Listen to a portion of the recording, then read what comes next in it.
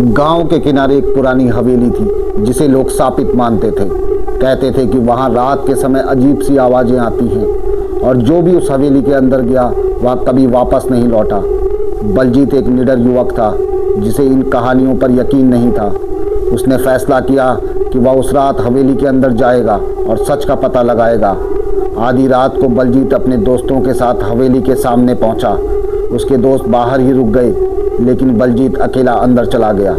अंदर घुसते ही बलजीत को ठंडक का एहसास हुआ। हवेली में चारों तरफ धूल और मकड़ी के जाले थे। जैसे ही उसने आगे कदम बढ़ाया, उसे अपने पीछे किसी के चलने की आहट सुनाई दी।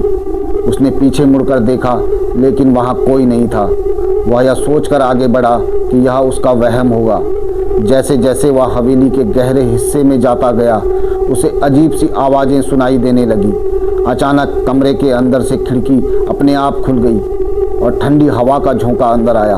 बलजीत ने देखा कि कमरे के एक कोने में एक पुराना आईना था। उसने जैसे ही आईने में देखा, उसकी चीख निकल गई। आईने में उसका प्रतिबिंब नहीं था, बल्कि एक डरावना चेहरा दिख रहा था। चेहरा विकृत और भयानक था, जैसे किसी आत्मा उसमें कैद हो। बलजीत पीछे हटते हुए दरवाजे की तरफ भागा, लेकिन दरवाज़ा अचानक खुद ब खुद बंद हो गया। उसकी सांसें तेज हो गई और दिल की धड़कन बढ़ गई। अगली सुबह बलजीत उसके दोस्तों को हवेली के बाहर बेसुध हालत में मिला।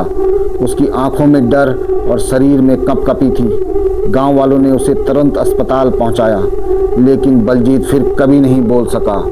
कहते हैं उसकी आत्मा आज भी उसी हवेली में कैद है।